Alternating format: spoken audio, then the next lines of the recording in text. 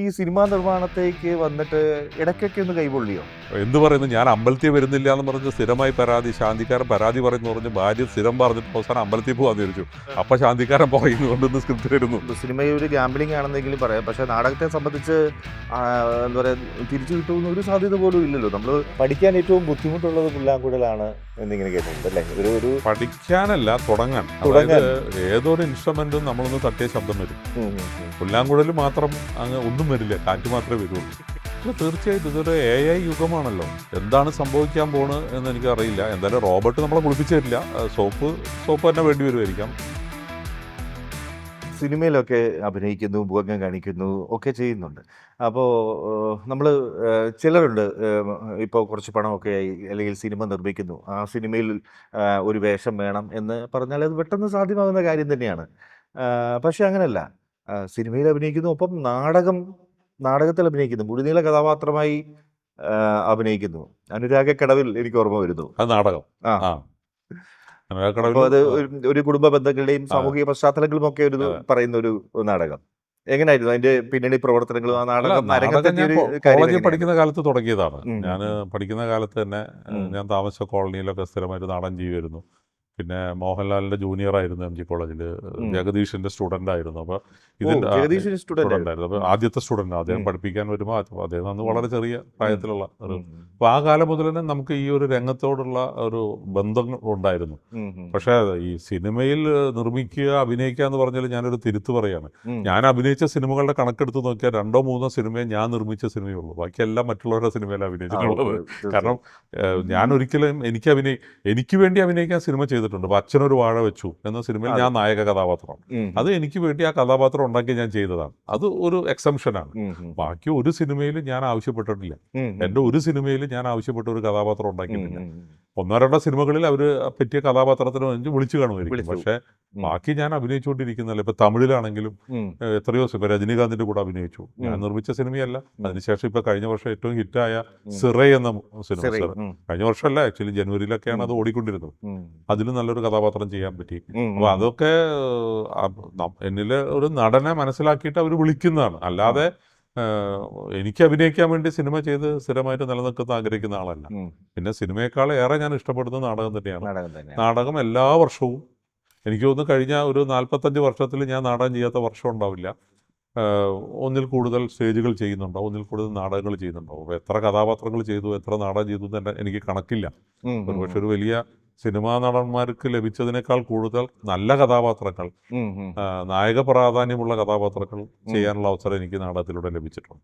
അങ്ങനെയെങ്കിൽ ഒരു ചെറിയ വേഷമാണെങ്കിലും, ഇപ്പോൾ സാറ് നിർമ്മിച്ച ചിത്രം അല്ലെങ്കിൽ കൂടെ ഒരു ചെറിയ വേഷത്തിന് വിളിച്ചാലും അഭിനയിക്കും, അതിന് പ്രാധാന്യമുണ്ടെങ്കിൽ. ആ കഥാപാത്രത്തിന് അഭിനയ സാധ്യത ഉണ്ടാവണം. അത് മാത്രമേ ഞാൻ അവരോട് പറയാറുള്ളൂ. ഒരു 2 മിനിറ്റിന്റെ കഥാപാത്രമാണെങ്കിൽ പോലും ഞാൻ ചെയ്യാൻ തയ്യാറാണ്. പിന്നെന്താ വെച്ചാൽ ഈ വലിയ സിനിമകളിൽ ചെയ്യാൻ പറ്റാത്തത് അതിനൊരു സമയനിഷ്ഠയില്ലാതെയാണ് പോകുന്നത്.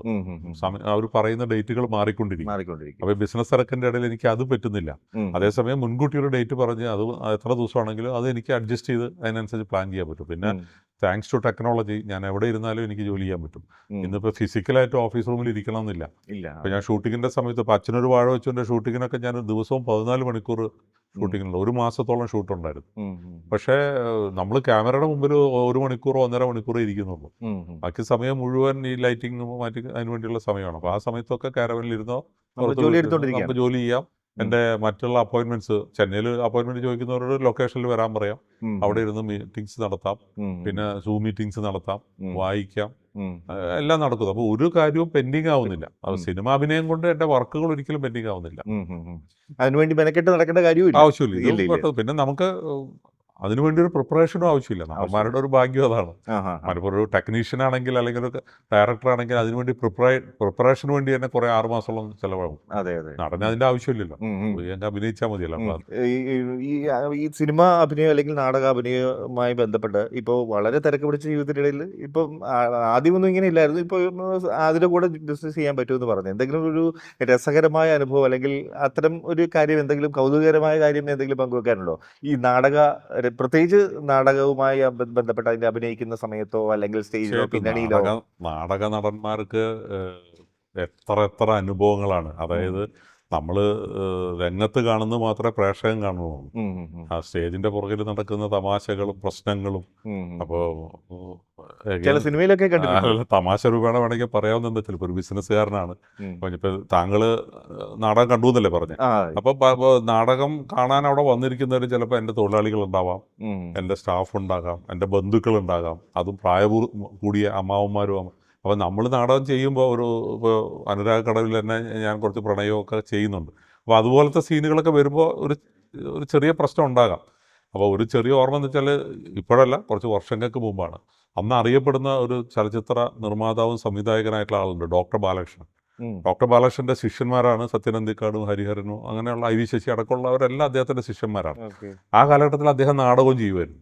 അപ്പോൾ അദ്ദേഹത്തിൻ്റെ നാടകത്തിൽ സ്ഥിരം നായകവേഷം ചെയ്തിരുന്നത് ഞാനാണ്.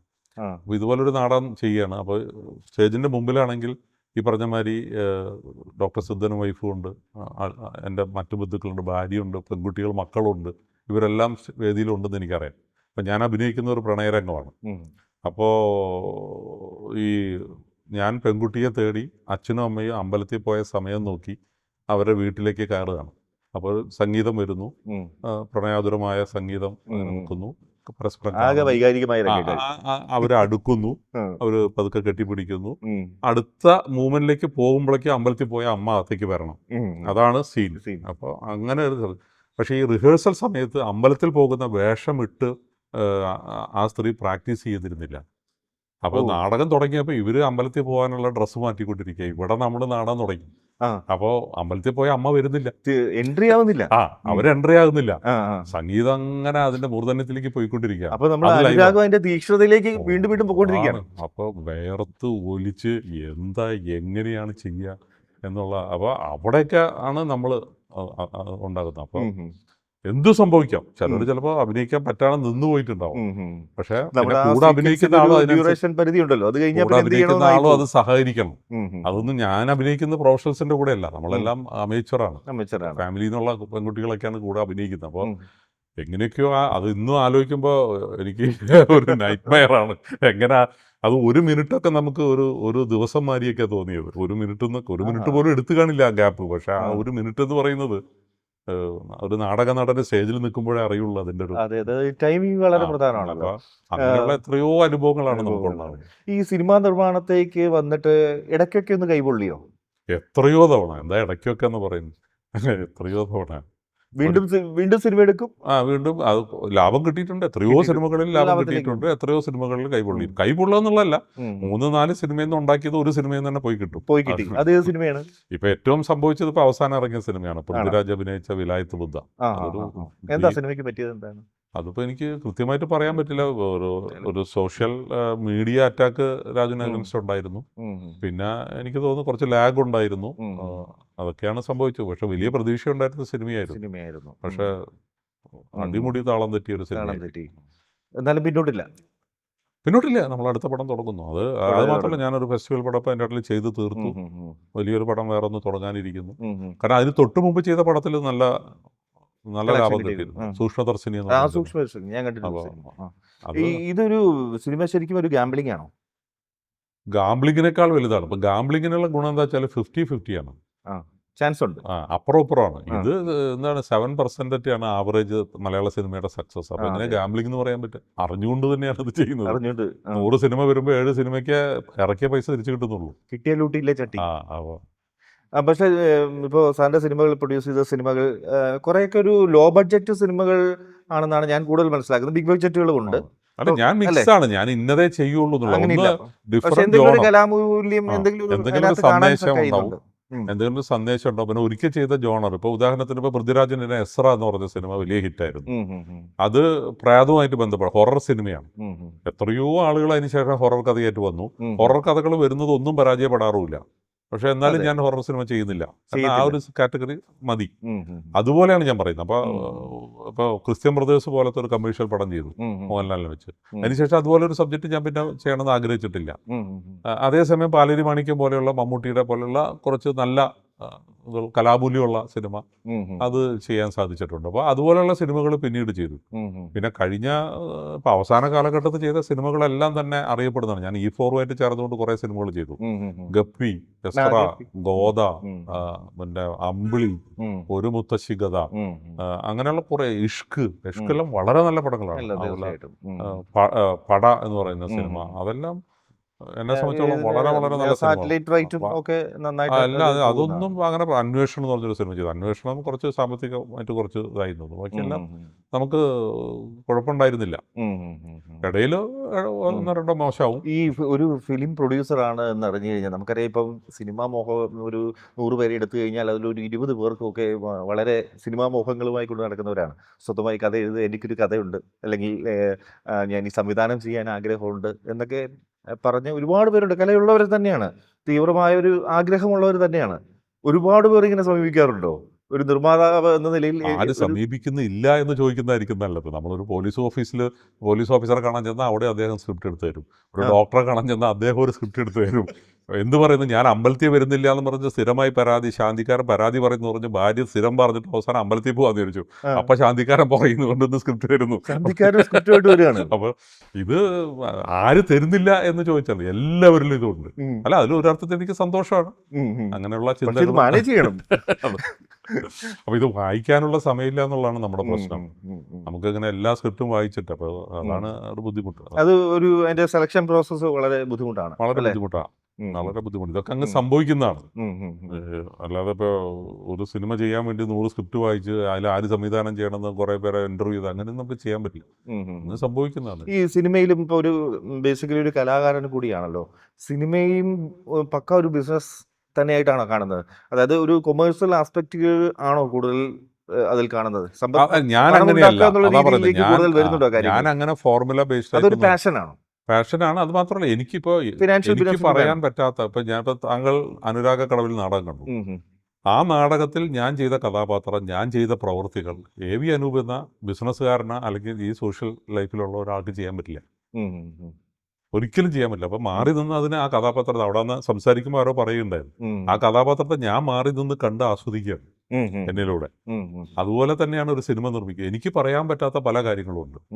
ഇപ്പൊ പല ആളുകളും പത്രങ്ങളിലൂടെയൊക്കെ ഇങ്ങനെ വിളിച്ചു പറയുന്നുണ്ടല്ലോ പല കാര്യങ്ങളും. അതുപോലെ എനിക്ക് വിളിച്ചു പറയാൻ പറ്റില്ല ഒരു ബിസിനസ്സുകാരെന്നുള്ളത്. എൻ്റെ ഉള്ളിൽ ചിലപ്പോൾ പറയണമെന്ന് ആഗ്രഹമുണ്ടോ, പക്ഷെ പറയാൻ പറ്റാത്ത പല കാര്യങ്ങളും നമുക്ക് സിനിമയിലൂടെ പറഞ്ഞു വെക്കാൻ പറ്റും. ഞാനല്ല പറയും. അപ്പൊ അങ്ങനെ വ്യത്യസ്തമായ എന്തെങ്കിലും കഥ വരുമ്പോൾ, കഥാപാത്രങ്ങൾ വരുമ്പോൾ എനിക്ക് അതിനോട് താല്പര്യം തോന്നും. അതിൽ ചില കഥാപാത്രങ്ങൾ എനിക്ക് ചെയ്യണം തോന്നുമ്പോഴാണ് ആ സിനിമ ചിലപ്പോൾ ഞാൻ അഭിനയിച്ച് നഷ്ടമാണെങ്കിലും ചെയ്യാൻ തീരുമാനിക്കും. അങ്ങനെയാണ് അത് പോകുന്നത്. അല്ലാതെ എനിക്കിപ്പോൾ അത് വെച്ച് തന്നെ കാശുണ്ടാക്കണം അല്ലെങ്കിൽ കമേഴ്ഷ്യൽ സിനിമ മാത്രമേ ചെയ്യുള്ളൂ. എല്ലാ വർഷവും ഞാനൊരു ഫെസ്റ്റിവൽ പടം ചെയ്യുന്നുണ്ട്. അത് ഒന്നുകിൽ ഷോർട്ട് ഫിലിമായിട്ടോ അല്ലെങ്കിൽ സിനിമയായിട്ടോ ചെയ്യുന്നുണ്ട്. അപ്പം അതിലൊന്നും എനിക്കൊരു വ്യത്യാസമില്ല. പക്ഷേ ഞാൻ ഏറ്റവും കൂടുതൽ ഇഷ്ടപ്പെടുന്നു അതാണ്. അങ്ങനെയുള്ള സിനിമയും കൊണ്ട് പല വിദേശ രാജ്യങ്ങളിലും പോവുക, അവിടുത്തെ ഫെസ്റ്റിവലിൽ പങ്കെടുക്കുക. അപ്പോൾ അതിൽ ഞാൻ അഭിനയിച്ചിട്ടുണ്ടെങ്കിൽ അതിന് അവിടെ കിട്ടുമ്പോൾ ഒരു അംഗീകാരം കിട്ടുമ്പോൾ അതിലൊരു സന്തോഷം കിട്ടുക. അങ്ങനെ അത് ആസ്വദിക്കുന്ന ഒരാളാണ്. ഈ നാടകത്തിന് ശരിക്കും ഇപ്പോൾ സിനിമയിൽ ഒരു ഗാംബ്ലിംഗ് ആണെന്നെങ്കിലും പറയാം, പക്ഷെ നാടകത്തെ സംബന്ധിച്ച് എന്താ പറയാ, തിരിച്ചു കിട്ടുന്ന ഒരു സാധ്യത പോലും ഇല്ലല്ലോ. സാധ്യത ഇല്ല. നമ്മൾ ഇൻവെസ്റ്റ്മെന്റ് ആണ്, ₹1 പോലും തിരിച്ചു കിട്ടില്ല. പക്ഷെ അതൊരു കൂട്ടായ്മയാണ്. പക്ഷെ ഒരു നാടകം ചെയ്ത് സ്റ്റേജിൽ നിന്ന് ഇറങ്ങുമ്പോൾ ഉണ്ടാകുന്ന ആ ഒരു അനുഭവം ഉണ്ടല്ലോ, അത് നമ്മുടെ ജീവിതത്തിൽ ഒരു സ്ഥലത്തും നമുക്കത് കിട്ടത്തില്ല. അത് മാത്രമല്ല, നാടകം ചെയ്തുകൊണ്ടിരിക്കുമ്പോൾ തന്നെ ആ പൾസ് നമുക്കറിയാം, ഓഡിയൻസിന്റെ പൾസ്. പിന്നെ അത് കഴിഞ്ഞിട്ട് ഇറങ്ങുമ്പോൾ നമുക്ക് കിട്ടുന്ന ആളുകൾ പറയുമ്പോൾ അവരിലൂടെ ആ കഥാപാത്രം എത്രത്തോളം അവരിലേക്ക് എത്തി, പറഞ്ഞ കാര്യങ്ങളെത്തി എന്നുള്ളത് അവരിൽ നിന്ന് നമുക്ക് കേൾക്കുമ്പോൾ മനസ്സിലാകും. അത് തീർച്ചയായിട്ടും.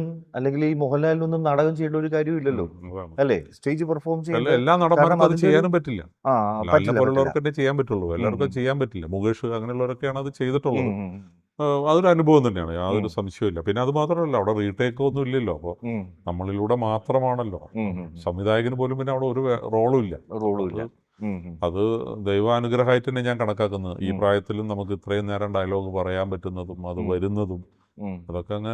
അപ്പം അത് വലിയൊരു, അതിനകത്തൊരു എന്താ പറയുക, മെഡിക്കലി കൂടെ നമ്മളെ സ്വയം ടെസ്റ്റ് ചെയ്യാൻ, നമ്മളൊരു ആനുവൽ ചെക്കപ്പിന് പോലും പോണ്ട. ഒന്ന് അത്രയും നേരം ആരോഗ്യത്തോടു കൂടെ നമ്മൾ ആ കഥാപാത്രത്തിൻ്റെ ഊർജ്ജം ഉൾക്കൊണ്ടുകൊണ്ട് അഭിനയിക്കാനും അവിടെ നിൽക്കാനും ഓടാനും ചാടാനും ഒക്കെ സാധിക്കുന്നത് തന്നെ ഒരു കാര്യമാണ്. പിന്നെ 1.5 മണിക്കൂറിൽ ഇപ്പോൾ അനുരാഗക്കടവ് വെച്ച് പറഞ്ഞ 1.5 മണിക്കൂറോളം ആ നാടകത്തിൽ ഞാൻ ഡയലോഗ് പറഞ്ഞുകൊണ്ടേ ഇരുന്നെങ്കിൽ മെമ്മറിക്ക് എത്ര വലിയ ടെസ്റ്റാണെന്നുള്ളതാണ്. അപ്പോൾ ഈ 60 കഴിഞ്ഞ ആളുകൾക്ക് പലപ്പോഴും വാക്കുകൾ വരില്ല, ഓർമ്മ വരില്ല. അപ്പോൾ എനിക്ക് ആ പ്രശ്നമുണ്ട്, നോർമലി ഉണ്ട്. ഞാൻ പെട്ടെന്ന് താങ്കളോട് പറയാൻ ഉദ്ദേശിക്കുന്ന ഒരു വാക്ക് അല്ലെങ്കിൽ ഒരാളുടെ പേര്, അയാളുടെ മുഖം എൻ്റെ മനസ്സിലുണ്ടാവും, പക്ഷെ പേര് വരില്ല. പക്ഷെ നാടകത്തിൽ അങ്ങനെ സംഭവിച്ചു കഴിഞ്ഞാൽ അവിടെ നിന്നുപോയി. പക്ഷെ അതൊരിക്കലും സംഭവിക്കുന്നില്ല, അങ്ങനെ വരികയാണ്. അപ്പൊ അതൊരു വലിയ മെഡിക്കൽ ടെസ്റ്റ് കൂടെയാണ്. തീർച്ചയായിട്ടും മനസ്സിനും ശരീരത്തിനും അല്ലേ, അത് കൃത്യമായി അത് ഒരു പോയിന്റിൽ എത്തിയിരിക്കണം. അപ്പൊ അത് വലിയ ഒരു ഭാഗ്യം തന്നെയാണ് അങ്ങനെ ചെയ്യാൻ പറ്റും.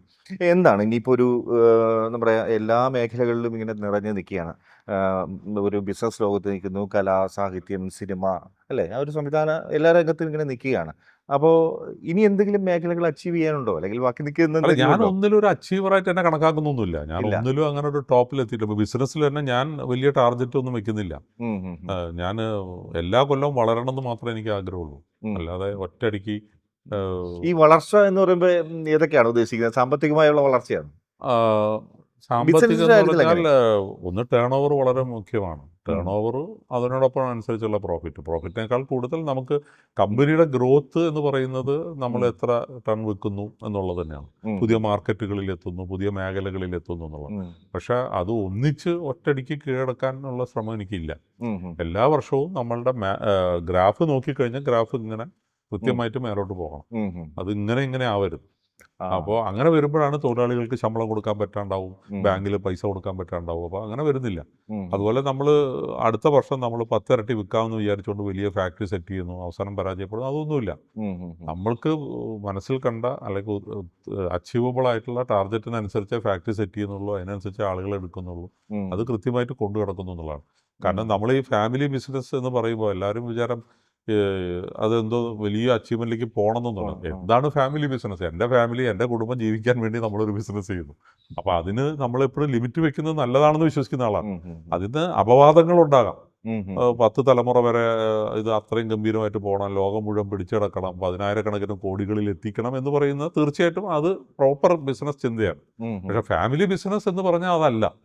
ഇപ്പോൾ ഒരു ചായക്കട നടത്തുന്നവൻ അല്ലെങ്കിൽ റോട്ടിൽ ഒരു ദോശ ഉണ്ടാക്കി വിൽക്കുന്ന ആള്, അയാളും ഫാമിലി ബിസിനസ്സാണ്. അയാളുടെ കുടുംബം നിലനിർത്താനാണ്. അയാൾ അത് ഒരിക്കലും 5 സ്റ്റാർ ഹോട്ടലാക്കാൻ ശ്രമിച്ചുകൊണ്ടല്ല അത് ആ കച്ചവടം നടത്തുന്നത്. എന്നാൽ 5 സ്റ്റാർ ആയി മാറിയ സംഭവങ്ങളും നമ്മുടെ മുമ്പിലുണ്ട്. അപ്പൊ അത് അങ്ങനെയും സംഭവിക്കാമെന്നേ ഉള്ളൂ. പക്ഷെ ഫാമിലി ബിസിനസ് എന്ന് ഞാൻ വിശ്വസിക്കുന്നത് നമ്മുടെ കുടുംബത്തിന് ജീവിക്കാനുള്ള കാശുണ്ടാക്കാൻ നമ്മൾ ബിസിനസ് ചെയ്യുന്നു. പക്ഷെ എല്ലാവരും വിചാരിക്കുന്നത് അടുത്ത കൊല്ലം നമ്മൾ അത്ര ചെയ്യും, ഇത്ര ചെയ്യും, അത്ര ചെയ്തേ പറ്റൂ എന്നുള്ളത്. അങ്ങനെ ഒരു നിർബന്ധവും ഇല്ല ഇവിടെ.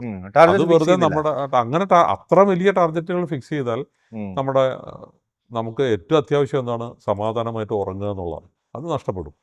അങ്ങനെ ഒരു ബിസിനസ് ചെയ്തിട്ട് പിന്നെ എന്തിനാണ് നമ്മൾ ജീവിക്കുന്നത്? ഞാൻ ഇപ്പോൾ തുടക്കത്തിൽ സാറോട് സംസാരിച്ചു തുടങ്ങിയപ്പോൾ തന്നെ, അല്ലെങ്കിൽ നമ്മൾ മീറ്റ് ചെയ്തപ്പോൾ തന്നെ തോന്നി വളരെ റിലാക്സ്ഡ് ആയിട്ടിരിക്കുന്ന ഒരു വ്യക്തിയാണെന്ന് എനിക്ക് തോന്നി. ഞാൻ പല ബിസിനസ്സുകാരെയൊക്കെ ഇൻ്റർവ്യൂ ചെയ്യുമ്പോൾ കുറച്ചുപേരൊക്കെ വളരെ ശാന്തമായി സംസാരിക്കുകയും ആശയങ്ങൾ കൺവേ ചെയ്യുകയും ഒക്കെ ചെയ്യുന്ന ആൾക്കാരുണ്ട്. വളരെ പ്ലസൻറ്റ് മൂഡിലൊക്കെ ഇരിക്കുന്നത്. അത്തരത്തിലാണ് ഞാൻ സാറിനെ കാണുന്നത്. ഇപ്പോൾ പല കാര്യങ്ങൾ സംസാരിക്കുമ്പോഴും ആ ഒരു പ്ലസൻറ്റ് മൈൻഡ് ഫേസ് അത് മാറുന്നില്ല. ഇപ്പോൾ ബിസിനസ് തിരക്കുകളിൽ നിൽക്കുന്നതാണ് അത്തരത്തിലുള്ളതായിരിക്കും. പെട്ടെന്ന് എല്ലാത്തിനും ഒരു എപ്പോഴും ഒരു അസ്വസ്ഥതയായിരിക്കും. അല്ല, അസ്വസ്ഥതകൾ നമുക്കും ഉണ്ടാവും. ലോകമാണല്ലോ അതിപ്പോൾ എല്ലാ രംഗത്തും നമുക്ക് പ്രശ്നങ്ങളുണ്ടാകാം. പക്ഷെ നമ്മൾ മനസ്സ് അതിനനുസരിച്ച് ട്യൂൺ ചെയ്യുക എന്നുള്ളതാണ്. അല്ലാതെ നമ്മൾ അതിനെ പറ്റി എന്നിരുന്നാൽ പോലും ഒരു പ്രശ്നം ഉണ്ടാകുമ്പോൾ ചിലപ്പോൾ എനിക്ക് BP കൂടാറുണ്ട്. നമുക്കറിയില്ല, മനസ്സിലാവുണ്ടോ? അപ്പോൾ അത് എന്തുകൊണ്ടാണെന്ന് നമുക്ക് പറയാൻ പറ്റില്ല. പക്ഷെ നമ്മൾ കഴിയുന്നതും ഇതൊക്കെ മനസ്സിൽ സെറ്റ് ചെയ്ത് വെക്കണം. ഒന്ന്, നമ്മൾ തെറ്റ് ചെയ്യുന്നില്ല എന്നുള്ളൊരു ഉറപ്പുണ്ടാവണം. നമ്മുടെ ബിസിനസ്സിൽ ട്രാൻസ്പാരൻസി ഉണ്ടാവണം, നമ്മുടെ പ്രവൃത്തിയിൽ ട്രാൻസ്പാരൻസി ഉണ്ടാവണം, നമ്മൾ പറയുന്നതേ ചെയ്യാവൂ. അങ്ങനെയുള്ള ഒരു തീരുമാനത്തിലേക്ക് വന്നു കഴിഞ്ഞാൽ തന്നെ കുറച്ച് എളുപ്പമാണെന്ന് എനിക്ക് തോന്നുന്നു. മറ്റത് ഇപ്പം ഈ കാലത്ത് നഷ്ടപ്പെടുന്ന ഒരു കാര്യമാണ് ബിസിനസ്സിന്റെ ഒരു ജെന്യൂനിറ്റി. ഒരു ജെന്യൂൻ ബിസിനസ്സിന് അല്ല ഇപ്പോൾ പലരും ഒരു ജെന്യൂൻ ബിസിനസ്സിലൂടെ അല്ല പലരും ഇപ്പോൾ പണം സമ്പാദിക്കുന്നത് എന്ന് സമൂഹത്തിൽ കുറെ പേരെങ്കിലും വിശ്വസിക്കുന്നു. വളരെ കുറച്ച് പേരായിരിക്കും, അല്ലാണ്ട് എല്ലാ ബിസിനസ്സുകളും അങ്ങനെയാണെന്ന് ഒരിക്കലും ഞാൻ പറയില്ല. ഇപ്പം മെഡിമിക്സിനെ സംബന്ധിച്ചാലും അല്ലെങ്കിൽ മറ്റ് പ്രോഡക്റ്റിനെ സംബന്ധിച്ചാലും നമുക്ക് മെഡിമിക്സിൻ്റെ കാര്യം തന്നെ പറയാം. മാർക്കറ്റിൽ ഒരു ഫാമിലി ബിസിനസ് ചെയ്യുന്നു, നമ്മൾ അതിനെ വലിയ ടാർഗറ്റ് ഒന്നും ഫിക്സ് ചെയ്യുന്നില്ല. പക്ഷെ നമുക്കത് അച്ചീവ്മെൻറ്റ് ഉണ്ടാവണം, അല്ലെങ്കിൽ നേട്ടം ഉണ്ടാവണം, ഗ്രോത്ത് ഉണ്ടാവണം സ്വാഭാവികമായിട്ടും. പക്ഷെ മാർക്കറ്റിൽ എന്തെങ്കിലും ഭയപ്പെടുന്നുണ്ടോ? ഇപ്പോൾ വെടിമിക്സിനെ സംബന്ധിച്ച് എന്തെങ്കിലും ഒരു ഭയം മുന്നിൽ കാണുന്നുണ്ടോ? അല്ല, തീർച്ചയായിട്ടും ഇതൊരു AI യുഗമാണല്ലോ. എന്താണ് സംഭവിക്കാൻ പോണ് എന്ന് എനിക്കറിയില്ല. എന്തായാലും റോബോട്ട് നമ്മളെ കുളിപ്പിച്ച് തരില്ല. സോപ്പ് തന്നെ വേണ്ടി വരുമായിരിക്കാം. പക്ഷേ അത് നടപ്പിൽ വരുന്ന രീതിയിലും മറ്റതിലും ഭയങ്കര കോമ്പറ്റീഷനിൽ വളരെ മാറ്റം വരാം. അല്ലെങ്കിൽ സോപ്പിൻ്റെ ഇപ്പം നമ്മുടെ ട്രഡീഷണൽ സോപ്പ് ബാർ എന്നുള്ളത് മാറി ഇപ്പോൾ ഓൾറെഡി ലിക്വിഡും അതൊക്കെ ആയി ലിക്വിഡായി കഴിഞ്ഞു. മാറിയിട്ടുണ്ട്. അങ്ങനെയുള്ള മാറ്റങ്ങൾ നമ്മൾ ഉൾക്കൊള്ളണം. അടുത്ത 5 കൊല്ലം കഴിഞ്ഞാൽ എന്താകുമെന്ന് നമുക്ക് അറിഞ്ഞുകൂടാ. ഈ ഹെർബലുമായി ബന്ധപ്പെട്ട് ഈ ലിക്വിഡ് ഒരുപാട് അതെ, ഉണ്ട് ധാരാളം അല്ലേ? വന്നിട്ടുണ്ട്. ആളുകളുടെ ഉപയോഗശീലവും ചിന്ത എല്ലാം മാറിയിട്ടുണ്ട്. അപ്പോൾ അതിനനുസരിച്ച് നമ്മൾ മാറിക്കൊണ്ടിരിക്കണം. പിന്നെ ഈ പറഞ്ഞ മാതിരിയാണ് ഈ ജനറൽ ട്രേഡിൽ നിന്ന് കോമേഴ്സിലേക്കുള്ള മാറ്റം. അപ്പോൾ അതൊക്കെ നമ്മളെ ഭയപ്പെടുത്തുന്നതാണ്. ആർക്ക് വേണമെങ്കിലും കോമേഴ്സിൽ കയറി. ഇപ്പോൾ കോമേഴ്സിൽ ഏറ്റവും കൂടുതൽ വിൽക്കുന്ന സോപ്പ് ഒരുപക്ഷെ മറ്റുള്ളവർക്ക് അറിയാത്ത സോപ്പായിരിക്കും. ഏറ്റവും കൂടുതൽ വിൽക്കുന്ന അവരാണ്. പക്ഷെ അപ്പോൾ അത് പുതിയതായിട്ട് വന്നവർക്കാണ് കൂടുതൽ ബിസിനസ് കിട്ടുന്നത്. അപ്പോൾ അതൊക്കെ ഒരു ത്രെട്ടാണ്. അപ്പോൾ ഭാവിയിൽ ജനറൽ ട്രേഡ് തീരെ ഇല്ലാതെ വരുന്നൊരു സമയത്ത് നമുക്ക് അവിടെ നിലനിൽക്കാൻ പറ്റിയില്ലെങ്കിൽ അതുകൊണ്ട് അത് ഇപ്പോഴേ നമ്മൾ ശ്രദ്ധിച്ച് നമ്മൾ അതിലേക്ക് മുന്നേറണം എന്നുള്ളതാണ്. ഓക്കെ. ഈ ആയുർവേദത്തിന്റെ ഒരു ഗ്രോത്ത് പ്രധാനമല്ലേ? പ്രത്യേകിച്ച് നമ്മളിപ്പോൾ സംസ്ഥാന സർക്കാരും ഒക്കെ നമ്മുടെ സ്വന്തം കേരളത്തിന്റെ സ്വന്തമാണ് ആയുർവേദം എന്നുള്ളൊരു കാര്യം. ആ ഒരു ചികിത്സാ മാർഗം, ആയുർവേദ രീതികൾ ഇതൊക്കെ കൂടുതൽ വളർച്ച പ്രാപിച്ചു വരേണ്ടത് വളരെ അത്യാവശ്യമായ ഒരു കാര്യം തന്നെയല്ലേ തീർച്ചയായും? അല്ല, ആയുർവേദ സിസ്റ്റം വളർന്നിട്ടുണ്ട് കേരളത്തിലും ഇന്ത്യയിലൊട്ട. അങ്ങനെ സർക്കാരാണെങ്കിലും വളരെ അനുകൂല നിലപാടാണ്. പക്ഷെ വിദേശ രാജ്യങ്ങളിൽ അതിന് ഇനി അംഗീകാരം കിട്ടിയിട്ടില്ല. പ്രോപ്പറായിട്ടുള്ള ഒരു അംഗീകാരം മരുന്നുകൾക്ക് ഇതുവരെ കിട്ടിയിട്ടില്ല. അപ്പോൾ ആ ഒരു മാറ്റം വരേണ്ടതുണ്ട്. അതിനുവേണ്ടിയാണ് എൻ്റെയൊക്കെ ശ്രമം. ഞാൻ എവിടെ പോയാലും അതിനെപ്പറ്റിയാണ് സംസാരിക്കാറുള്ളത്. അപ്പോൾ ഈ അടുത്ത കാലത്ത് തന്നെ ദുബായിലൊരു ഇൻ്റർനാഷണൽ മീറ്റിലും ഞാൻ അതിനെപ്പറ്റി തന്നെയാണ് പറഞ്ഞത്. പിന്നെ വിദേശത്തുനിന്ന് ഇത്രയും മില്യൺസ് ഓഫ് ടൂറിസ്റ്റുകളാണ് ഇന്ത്യയിലേക്ക് വരുന്നത്. അവരിവിടുന്ന് മടങ്ങി പോകുമ്പോൾ ആയുർവേദത്തെക്കുറിച്ച് അവർ എന്താണ് മനസ്സിലാക്കിയിട്ട് പോകുന്നതെന്ന് ചോദിച്ചാൽ തെറ്റായ ധാരണകളുമായിട്ടാണ് പോകുന്നത്. മസാജ് എന്നുള്ളൊരു ചിന്ത മാത്രമേ ഉള്ളൂ. അത് മാത്രം മനസ്സിലാക്കണം. അപ്പോൾ എന്താണ് ആയുർവേദ ചികിത്സ, അതിൻ്റെ പാരമ്പര്യം എന്താണ്, അതിൻ്റെ ഗുണമേന്മ എന്താണ്, അതിൽ ക്ലിനിക്കൽ എവിഡൻസ് ഉണ്ടോ, റിസർച്ച് നടക്കുന്നുണ്ടോ, ഇങ്ങനെയുള്ള കാര്യങ്ങൾ മനസ്സിലാക്കി കൊടുക്കാനുള്ള ഒരു സാഹചര്യം ഇവിടെ ഇല്ല. ഞാൻ മിനിസ്റ്ററോടൊക്കെ സെൻട്രൽ മിനിസ്റ്ററോട് അത് തന്നെയാണ് പറഞ്ഞിട്ടുള്ളത്. അങ്ങനെയുള്ള ഒരു എക്സ്പീരിയൻസിങ് സെൻറ്റേഴ്സാണ് ഇവിടെ ആവശ്യം. വിദേശത്ത് എന്തായാലും അവർ ഇവിടെ വരെ വരികയാണ്. അപ്പോൾ അവർ തിരിച്ചു പോകുമ്പോഴേക്കും അവരിലേക്ക് നമ്മൾ ഇത് മനസ്സിലാക്കി കൊടുത്തു കഴിഞ്ഞാൽ പിന്നെ നമുക്ക് ആയുർവേദത്തിന് വേണ്ടി പ്രത്യേകിച്ചൊരു പ്രൊമോഷൻ ആവശ്യമില്ല. അതുപോലെ തന്നെ പഠിക്കുന്ന കുട്ടികൾക്ക് പഠിക്കുന്ന സമയത്തൊന്നും കുട്ടികൾ ആയുർവേദത്തെക്കുറിച്ച് ഒന്നും അറിയുന്നില്ല. അലോപ്പതിയിൽ അഡ്മിഷൻ കിട്ടാണ്ടാവുമ്പോഴാണ് വേറെ ഡോക്ടർ ആവാൻ വേണ്ടി മറ്റു മേഖലകൾ അന്വേഷിച്ച് വരുമ്പോഴാണ് ആയുർവേദത്തെക്കുറിച്ച് അറിയുന്നത്. അതൊക്കെ മാറണം. ഈ കേരളത്തിൽ ഇപ്പോൾ ടൂറിസവുമായി ബന്ധപ്പെട്ടാണ് ആയുർവേദം കൂടുതൽ പ്രൊമോട്ട് ചെയ്യപ്പെടുന്നത്. പ്രത്യേകിച്ച് ഇപ്പോൾ സാർ പറഞ്ഞ പോലെ മസാജ് സെൻ്ററുകൾ, മസാജ് പാർലർ, അവിടെയാണ് ഫോറിനേഴ്സ് കൂടുതൽ എത്തുന്നത്. അപ്പോൾ ആയുർവേദം ചിലപ്പോൾ ഒരു മറയാക്കി അവിടെ ചില മറ്റു കാര്യങ്ങൾക്ക് വേണ്ടി അത് യൂസ് ചെയ്യുന്നു ഉള്ള സംശയങ്ങളും ഉണ്ട്. അല്ല, അതൊന്നും റെപ്യൂട്ടഡ് ഓർഗനൈസേഷൻസ് അല്ല. നമ്മൾ എല്ലാ മേഖലയിലും ഉണ്ട്. അതിപ്പോൾ അലോപ്പതി ഡോക്ടർമാരുടെ ഇടയിലും വ്യാജ ഡോക്ടർമാരുണ്ട്, ഹോസ്പിറ്റലുകളുണ്ട്. അപ്പോൾ അത് നമ്മൾ അതിനൊക്കെ ഇതിനെപ്പറ്റി അറിവ് കിട്ടിയാൽ ഉടൻ നടപടികൾ എടുക്കണമെന്നുള്ളത് തന്നെയാണ്. അത്തരം ആളുകളെ ഒരിക്കലും എൻ്റർടൈൻ ചെയ്യരുത്. അതുപോലെ തന്നെ നമ്മളും വ്യക്തികളും ഇപ്പോൾ എൻ്റെ സഞ്ജീവനമാണ് ആയുർവേദം. അപ്പോൾ സഞ്ജീവനത്തിൽ അവിടെ നൽകുന്ന ഫെസിലിറ്റീസും അവിടുത്തെ ഹൈജീനും ക്ലൻലിനെസ്സും എല്ലാം ഒരു ഇൻ്റർനാഷണൽ സ്റ്റാൻഡേർഡിലാണ്. അപ്പോൾ അതിൻ്റേതായ ഒരു ചെറിയ തുക എക്സ്ട്രാ അവർ നൽകേണ്ടി വരും. അപ്പോൾ വേറെ ഏതെങ്കിലും ഒരു തെറാപ്പിസ്റ്റ് നിങ്ങളോട് പറയുകയാണ്, നിങ്ങൾ എന്തിനാ സാർ അവിടെ പോയിട്ട് ഇത്രയും പൈസ കളയുന്നത്, സാറിൻ്റെ വീട്ടിൽ വന്ന് ഞാൻ ചെയ്തു തരാം എന്ന് പറയുമ്പോൾ അത്രയും ലാഭം, എന്നാ നീ വാ എന്ന് പറഞ്ഞ് വിളിക്കുന്നുണ്ട്. എത്രയോ ആളുകൾ അത് ചെയ്യുന്നുണ്ട്. പക്ഷെ അത് വലിയ തെറ്റാണ് ചെയ്യുന്നത്. ഒന്ന്, സിസ്റ്റത്തിനെ നശിപ്പിക്കുന്നു. രണ്ട്, അവരവരുടെ ശരീരത്തിന് തന്നെ അത് നല്ലതാണോ അല്ലേ എന്ന് ഉറപ്പില്ല. അവർ വന്ന് ചെയ്യുന്ന മസാജ് പ്രോപ്പർ മോണിറ്ററിംഗ് ഒന്നും ഇല്ലാതെയാണ് ചെയ്യുന്നത്. അപ്പോൾ അല്ലെങ്കിൽ നമ്മുടെ രോഗം എന്താണെന്നൊക്കെ പഠിക്കാതെയാണ് ചെയ്യുന്നത്. വെറുതെ മസാജ് ചെയ്താൽ മാത്രം പോരല്ലോ. അങ്ങനെയുള്ള കാര്യങ്ങൾ നമ്മൾ ഓരോരുത്തരും മാറി ചിന്തിക്കണം എന്നാണ് ഞാൻ പറയുന്നത്. ഓതന്റിക് ആയിട്ടുള്ള സ്ഥലങ്ങളിൽ പോവുക, ശരീരത്തിന് ആവശ്യമില്ലാത്ത പാളിച്ചകളിലേക്ക് നയിക്കാനേ ഉപകരിക്കും. ഓതന്റിക് സെന്റേഴ്സ് എന്താണെന്ന് നമുക്ക് അറിയാലോ. അതിന് NABH അംഗീകാരം കിട്ടിയ എത്രയോ സ്ഥാപനങ്ങളുണ്ട്, സർക്കാർ അംഗീകാരം കിട്ടിയിട്ടുണ്ട്. അപ്പോൾ അതെല്ലാം നോക്കിയിട്ട് ചെയ്യുക എന്നുള്ളതാണ്. അപ്പോൾ ഇന്ന സ്ഥാപനത്തിൽ തന്നെ പോകണമെന്നല്ല ഞാൻ പറയും. ഒരിക്കലും ഈ പൈസ ലാഭം നോക്കിയിട്ട് ഇത്തരം കാര്യങ്ങൾ ചെയ്യരുത്. ഓക്കെ. അപ്പോൾ നമുക്ക് അല്പം സംഗീതം കൂടെ പറഞ്ഞ് അവസാനിപ്പിക്കാമെന്ന് തോന്നുന്നു. ഇപ്പോൾ നേരത്തെ പറഞ്ഞു പുല്ലാങ്കുഴൽ എങ്ങനെ, അപ്പോൾ ഏറ്റവും റിസ്ക് എൻ്റെ ഒരു തോന്നലാണ് കേട്ടോ. ഏറ്റവും പഠിക്കാൻ ഏറ്റവും ബുദ്ധിമുട്ടുള്ളത് പുല്ലാങ്കുഴലാണ് എന്നിങ്ങനെ കേട്ടിട്ടുണ്ട് അല്ലേ? ഒരു പഠിക്കാനല്ല, തുടങ്ങാൻ. ഏതൊരു ഇൻസ്ട്രുമെന്റും നമ്മളൊന്ന് തട്ടിയ ശബ്ദം വരും. പുല്ലാങ്കുഴൽ മാത്രം അങ്ങ് ഒന്നും വരില്ല, കാറ്റ് മാത്രമേ വരുള്ളൂ. അതൊന്ന് മനസ്സിലാക്കി കഴിഞ്ഞാൽ പിന്നെ എളുപ്പമാണ്. പിന്നെ സംഗീതം ഉള്ളവർക്ക് കുറച്ചുകൂടെ എളുപ്പമാണ്. എനിക്ക് അങ്ങനെ വലിയൊരു സംഗീത ജ്ഞാനമൊന്നുള്ള ആളല്ല. പക്ഷേ ഞാനത് ഈ പറഞ്ഞ മാതിരിയാണ്, യാത്ര ചെയ്യുമ്പോൾ കൊണ്ടുനടക്കാൻ സൗകര്യമുള്ള ഒരു സാധനം, പിന്നെ അതൊരു മെഡിറ്റേഷൻ്റെ ഭാഗമാണ്.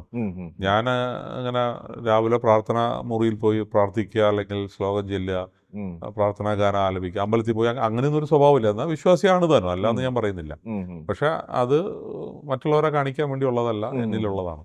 അപ്പോൾ ഈ പുല്ലാങ്കുഴലിനുള്ളൊരു ഗുണം എന്താണെന്ന് വെച്ചാൽ അത് നല്ലൊരു മെഡിറ്റേഷനാണ്. നമ്മൾ ഒരു പാട്ട് വായിക്കണമെങ്കിൽ ആ പാട്ടറിയണം, അതിൻ്റെ ടോൺ മനസ്സിലുണ്ടാവണം, അതിൻ്റെ നൊട്ടേഷൻസ് ഉണ്ടാവണം. എന്നാലേ അത് അത്രയും കോൺസെൻട്രേറ്റ് ചെയ്യുന്ന സമയത്ത് നമ്മുടെ മൈൻഡിൽ പിന്നെ വേറെ ഒന്നും വരില്ല.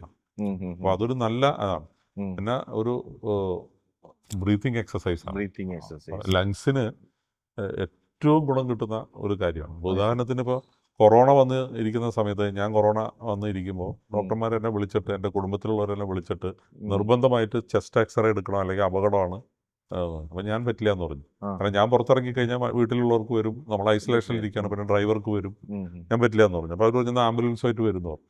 അപ്പോൾ ഒരു മാർഗ്ഗം ഇല്ലാണ്ടായപ്പോൾ ഞാൻ എന്ത് ചെയ്തു വെച്ചാൽ ഫ്ലൂട്ട് എടുത്തൊരു 3 പാട്ട് വായിച്ചിട്ട് അവർക്ക് അയച്ചു കൊടുത്തു. ലങ്സിന് പ്രോബ്ലം ഉള്ള ആൾക്ക് ഇതുപോലെ വായിക്കാൻ പറ്റും? അവർ പറഞ്ഞില്ല, ഒരിക്കലും പറ്റില്ല, നിങ്ങളുടെ ലങ്സ് 100% ക്ലിയർ ആണ്. അപ്പോൾ അങ്ങനെയുള്ള ഗുണങ്ങളും ഈ ഫ്ലൂട്ടിലൂടെ നമുക്ക് കിട്ടുന്നുണ്ടെന്നുള്ളത്. അപ്പോൾ അത് എന്നെ സംബന്ധിച്ചിടത്തോളം അത്, പിന്നെ ഈ പറഞ്ഞ മാതിരി നമ്മൾ അമ്പലത്തിൽ പോയി ഒരു പ്രാർത്ഥിക്കുന്ന, പാടുന്ന ഒരു ഈശ്വര ഗാനം, അത് തന്നെ മതിയല്ല, ഇതിൽ വായിക്കാമല്ലോ.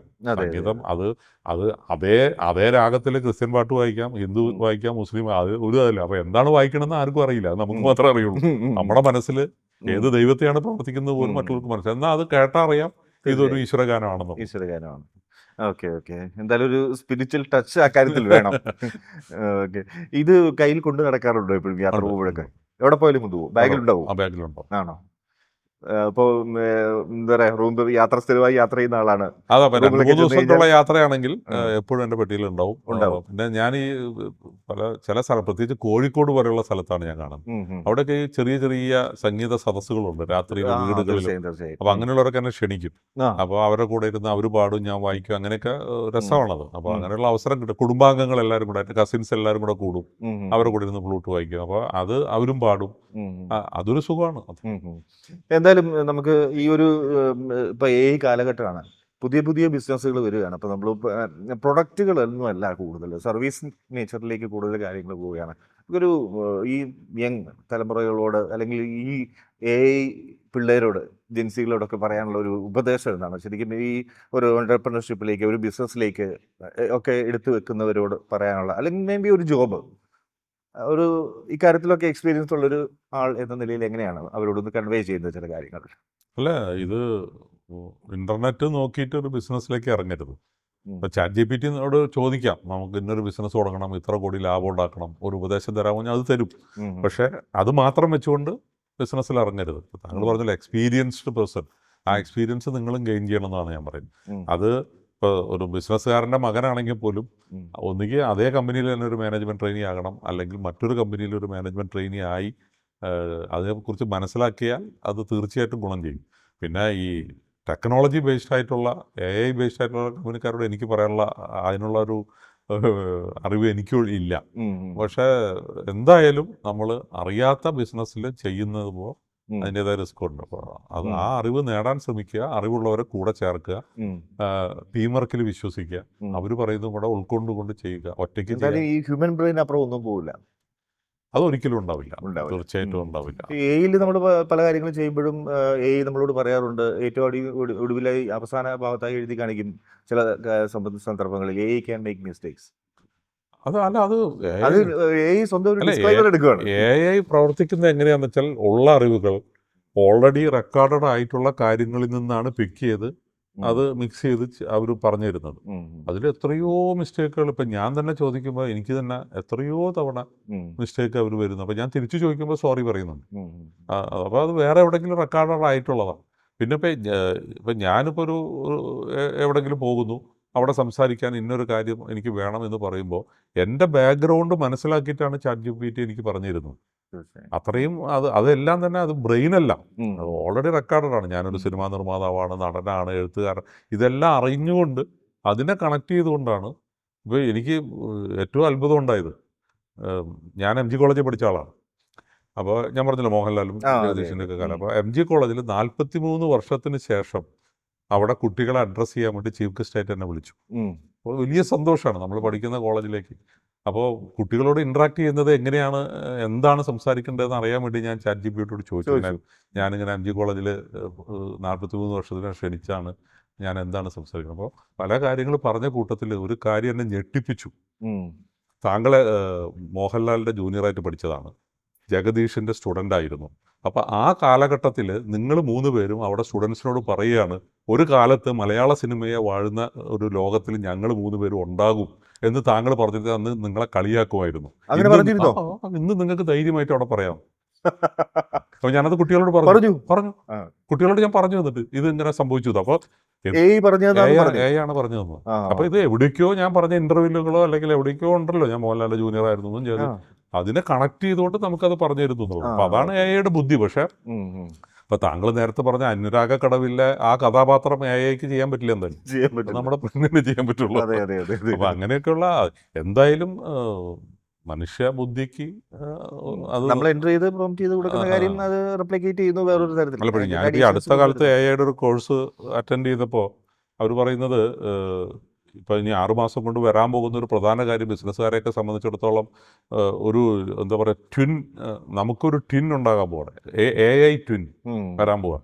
അപ്പോൾ നമ്മളൊരു കഴിഞ്ഞ 20 കൊല്ലമായിട്ട് ബിസിനസ്സുകാരെന്ന രീതിയിൽ ഞാൻ ചെയ്തു വന്ന പ്രവർത്തികൾ, ഒരു പ്രത്യേക സന്ദർഭത്തിൽ ഞാനെടുത്ത ഡിസിഷൻസ്, അല്ലെങ്കിൽ ഇൻവെസ്റ്റ്മെൻറ്റിന് എടുത്ത തീരുമാനങ്ങൾ, ഒരു ജോലിക്കാരനെ പിരിച്ചുവിടേണ്ട കാര്യത്തിൽ നടത്തിയ തീരുമാനം, ഇതെല്ലാം AI പഠിച്ചു കഴിഞ്ഞാൽ ആ ഡ്യൂപ്ലിക്കേറ്റ് അനൂപിന് ഞാൻ എടുക്കുന്ന എല്ലാ തീരുമാനങ്ങളും ചെയ്യാൻ പറ്റും. അപ്പോൾ ഞാനിപ്പോൾ ഇവിടെ ഇൻ്റർവ്യൂ നടന്നുകൊണ്ടിരിക്കുകയാണെങ്കിൽ എൻ്റെ സിസ്റ്റം അവിടെ വർക്ക് ചെയ്തുകൊണ്ടിരിക്കുകയായിരിക്കും. എനിക്ക് ഒരു തീരുമാനം എടുക്കണം, ഞാൻ അറിയാതെ തന്നെ ആ തീരുമാനം എടുത്തിരിക്കും. ഞാൻ തീരുമാനം എടുത്ത മാതിരി തന്നെ ആയിരിക്കും. ഞാനത് നോക്കിക്കഴിഞ്ഞാൽ കറക്റ്റ് തീരുമാനം വന്നിട്ടുണ്ടാവും. അപ്പോൾ അങ്ങനെ കണക്ട് ചെയ്യാന്ന് പറയുന്നത്. അപ്പോൾ MD തന്നെ ഉത്തരവിട്ട പോലെ ആ സിസ്റ്റം വർക്ക് ചെയ്യും അവിടെ ട്വിന്നായിട്ട്. അപ്പോൾ അത് വന്നു കഴിഞ്ഞു എന്നാണ് പറയുന്നത്. അപ്പോൾ അത് നമുക്ക് കുറേ കാര്യത്തിൽ ഗുണം കിട്ടും തീർച്ചയായിട്ടും. പക്ഷേ എങ്ങനെയാണ് ഇത് ഭാവിയെ ബാധിക്കാൻ പോകുന്നത് എന്ന് എനിക്കറിയാം. അവസാനം നമുക്ക് ഭ്രാന്ത് വരാനും സാധ്യതയുണ്ട് ഇതൊക്കെ കണ്ടിട്ട്. ആയുർവേദ ചികിത്സ വേണ്ടി വരും. ഓക്കെ സാർ, വളരെ നന്ദി പ്രോഫിറ്റ് ന്യൂസിനൊപ്പം ചേർന്നത്. വളരെ സന്തോഷം. Thank you.